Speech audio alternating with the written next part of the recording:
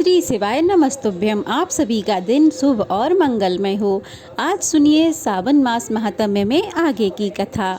महादेव जी देवी पार्वती से कहते हैं, देवी अब श्राद्ध के विषय में मैं कुछ जरूरी बातें बताऊंगा, ध्यान पूर्वक सुनो। पार्वती सवेरे 3 मुहूर्त तक प्रातः काल, फिर 3 मुहूर्त तक संगम काल, फिर 3 मुहूर्त मध्याह्न काल, फिर 3 मुहूर्त अपराह्न काल होता है। इसके बाद 3 मुहूर्त तक सायं काल होता है, जिसमें श्राद्ध नहीं करना चाहिए। कुश के अग्रभाग को दैव और मूल सहित अग्रभाग को पैतृक कहा गया है। उसमें अविलंबित कुशों को कुटुक माना गया है। श्राद्ध काल में शरीर, द्रव्य, स्त्री, भूमि, मन, मंत्र तथा ब्राह्मण, इन 7 वस्तुओं की शुद्धि पर विशेष ध्यान देना चाहिए। श्राद्ध में 3 वस्तुएं शुद्ध मानी गई हैं, दौहित्र, कुतप काल और तिल। 3 बातें प्रशंसा के योग्य कही गई हैं, शुद्धि, अक्रोध और उतावलेपन का अभाव। 7 प्रकार का धन शुद्ध माना गया है, श्रुत, शौर्य, तप, कन्या, शिष्य आदि। कुल परंपरा तथा न्याय वृद्धि से जो भी प्राप्त हुआ हो। इनकी प्राप्ति के उपाय भी 7 प्रकार के हैं। पहला कृषि, दूसरा वाणिज्य से प्राप्त धन कुत्सित है, तीसरा शिल्पानुवृद्धि से मिला हुआ धन उत्तम है, चौथा किए हुए उपकार के बदले में प्राप्त किया हुआ धन सबल अर्थात मध्यम श्रेणी का बताया गया है, पांचवा सूद, छठा साहस और 7वां छल कपट से कमाए हुए धन को अधम कहते हैं। अन्याय से उपार्जित धन से अगर श्राद्ध किया जाता है तो उससे चांडाल आदि योनियों में पड़े हुए पितरों की ही शुद्धि होती है। मनुष्य धरती पर जो अन्न बिखेरते हैं उससे पिशाच योनि में पड़े हुए पितरों की तृप्ति होती है। स्नान किए हुए वस्त्रों से जो धरती पर जल गिरता है उससे नीच योनि में पड़े हुए पितरों को तृप्ति होती है। धरती पर सुगंधित जल की जो बूंदें पड़ती हैं उससे देव योनि में आए पितरों की तृप्ति होती है। पिंड उठाने पर जो अन्न के दाने पृथ्वी पर गिरते हैं उससे सम्मार्जन का जल पीने वाले विकिर नाम के पितरों को तृप्ति होती है। श्राद्ध भोजन करके जो ब्राह्मण आचमन और कुल्ला करते हैं उससे पशु योनि के पितर तृप्त हो जाते हैं। श्राद्ध में जो उचित ब्राह्मण माने गए हैं अब उनका वर्णन करता हूँ, देवी ध्यान पूर्वक सुनो। विशिष्ट, छोत्री, योगी, वेद वेत्ता, नचिकेत, संज्ञक, त्रिविध अग्नियों का सेवन करने वाला अथवा अयन बाब यह पवते, ये 3 वाक्यों का अनुभव और अनुष्ठान करने वाले, मधुवाता तृतायते इत्यादि 3 ऋचाओं का जप करने वाला, ब्रह्म में तु माम इत्यादि 3 अनुवाकों का अध्ययन संबंधी व्रत करने वाला, पुत्री का पुत्र, जमाता और भांजा, पंचाग्नि कर्म में तत्पर, पुनिष्ठ, माता पिता का भक्त, शिष्य संबंधी बंधु बांधव, वेदाक्त का ज्ञाता, वक्ता, ब्रह्मचारी, सहस्त्रों का दान करने वाला तथा 100 वर्षों की आयु वाला पुरुष। ऐसे ब्राह्मण पक्ति पावन जानने चाहिए। अपना भांजा या भाई बंधु मूर्ख भी हो तो भी श्राद्ध में उनका त्याग कभी ना करें। उनको भी आमंत्रित करें। देव कर्म में ब्राह्मण की परीक्षा ना करें, किंतु श्राद्ध कर्म में यत्न पूर्वक ब्राह्मण की परीक्षा करें। जो चोर, पतित, नपुंसक तथा नास्तिक बुद्धि के ब्राह्मण हैं उन्हें मनु जी ने श्राद्ध और यज्ञ में सम्मिलित करने का निषेध किया है। जो जटाधारी, वेदा अध्ययन रहित, दुर्बल, धूर्त तथा शूद्रों के पुरोहित हों उनका श्राद्ध कर्म में कभी भी पूजन ना करें। वैद्य, वेतन लेकर देव पूजा करने वाले, मांस विक्रेता तथा व्यापार से अपनी जीविका चलाने वाले ब्राह्मण भी यज्ञ और श्राद्ध के लिए त्याज्य हैं, अर्थात उन्हें भी यज्ञ और श्राद्ध में आमंत्रित ना करें।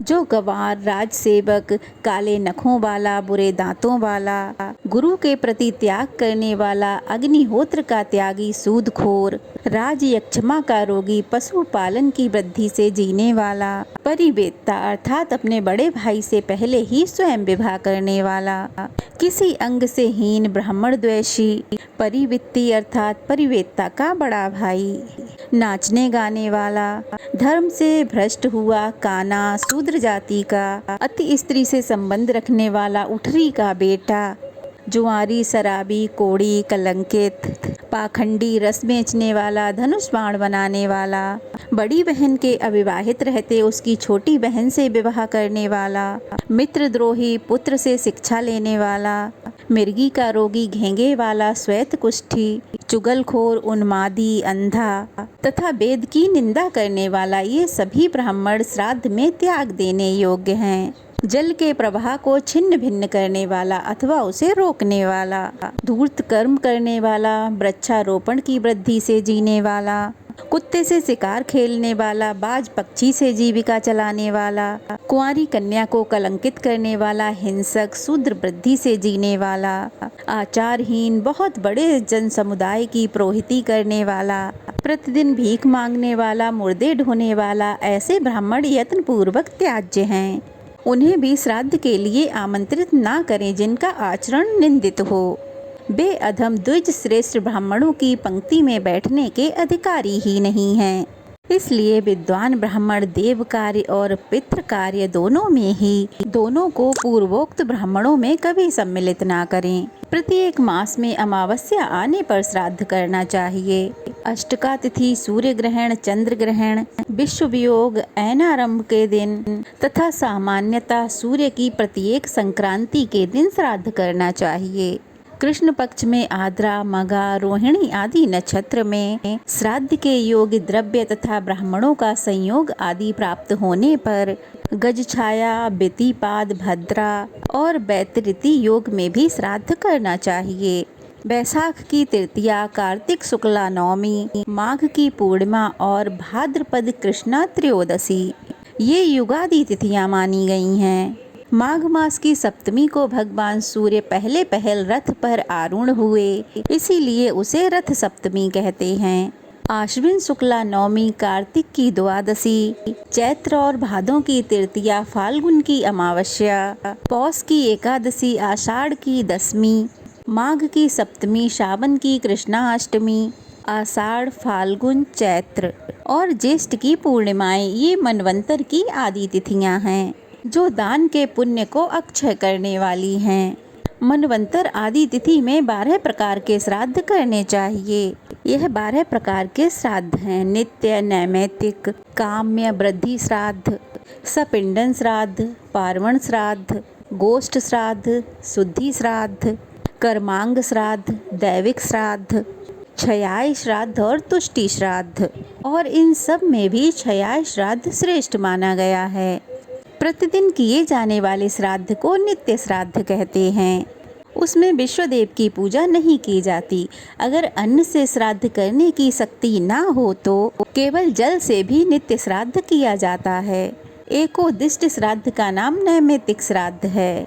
अभीष्ट वस्तु की सिद्धि के लिए कामना रखकर जो श्राद्ध किया जाता है उसे काम्य श्राद्ध कहते हैं। विवाह आदि उत्सवों के अवसर पर जो श्राद्ध करते हैं उसे वृद्धि श्राद्ध कहते हैं। ये समाना इत्यादि 2 मंत्रों के द्वारा किए जाने वाले श्राद्ध को सपिंडन कहते हैं। अमावस्या आदि पर्वों पर किए जाने वाले श्राद्ध को पार्वण कहते हैं। गौशाला में जो श्राद्ध किया जाता है वह गोष्ठ श्राद्ध होता है। पाप शुद्धि के लिए जो श्राद्ध करते हैं उसे शुद्धि श्राद्ध कहते हैं। गर्भाधान, सोमयाद, सीमंतोन्नयन तथा पुंसवन आदि में जो श्राद्ध किया जाता है वह कर्मांग श्राद्ध है। देवता के उद्देश्य से किए जाने वाले श्राद्ध को दैविक श्राद्ध कहते हैं। जो देशांतर में चला जाए उसकी तुष्टि के लिए घी से श्राद्ध करना चाहिए, इसे तुष्टि श्राद्ध कहते हैं। 12 महीने पर जो श्राद्ध किया जाता है जिसे आम भाषा में बरसी भी कहते हैं उसे क्षया या आम वत्सरी श्राद्ध भी कहते हैं। जो वर्ष के अंत में 6 के दिन माता और पिता का श्राद्ध नहीं करते उनकी की गई पूजा को मैं ग्रहण नहीं करता। जो मनुष्य पिता की क्षय तिथि को ठीक ठीक नहीं जानता हो उसे माघ की अमावस्या को सांवत्सरिक श्राद्ध करना चाहिए। अब भगवान शिव देवी पार्वती को श्राद्ध विधि के बारे में बताएंगे जिसका वर्णन आप सभी अगले अध्याय में जरूर सुनिएगा। ये थी आज की कथा। कैसी लगी कमेंट बॉक्स में बताइएगा। अच्छी लगी हो तो वीडियो को लाइक करके शेयर करें और नए हैं तो प्लीज चैनल को सब्सक्राइब करें। ओम नमः शिवाय। श्री शिवाय नमस्तुभ्यम।